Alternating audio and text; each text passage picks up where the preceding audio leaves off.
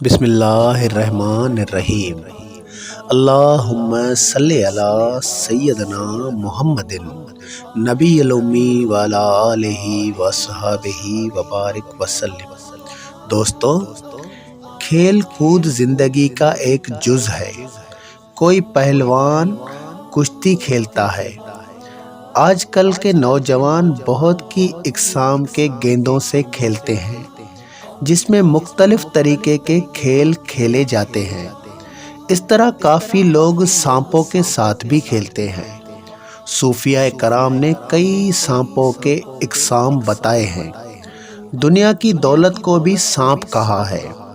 یہ لوگ کھیلتے ہیں شرطیں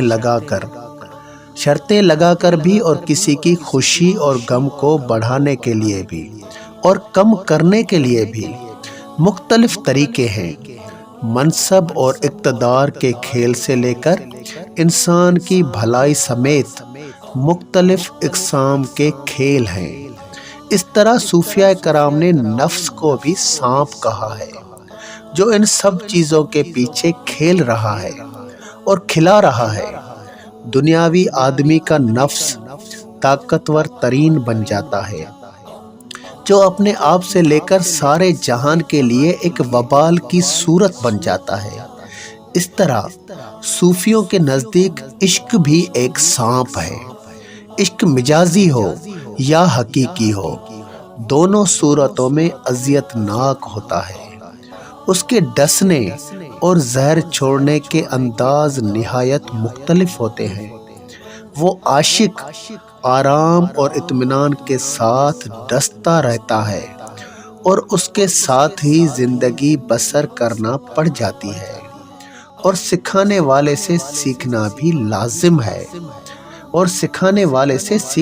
لازمی ہے کہ اس زہر کو کیسے زائل کیا جائے۔ لیکن سکھانے والے بڑے ظالم ہوتے ہیں۔ وہ زہر کو کم کرنے کے بجائے اور زیادہ تیز ڈسواتے ہیں اور اس کو عادی بنا لیتے ہیں، اور ہر صورت ہر وقت صبر کا مشورہ دیا کرتے ہیں، اور کہتے ہیں اس زہریلے سانپ کا پتہ فقط ان کو معلوم ہوتا ہے جو بار بار زخمی ہوتے ہیں۔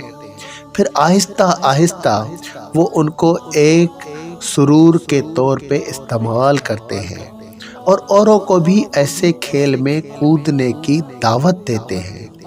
دوستو، ان ماہروں میں ہماری درسگاہ روحانی نگران لال شہباز قلندر رحمۃ اللہ علیہ بھی ہیں، اور اس فلسفے کو فکر قلندری کہا جاتا ہے۔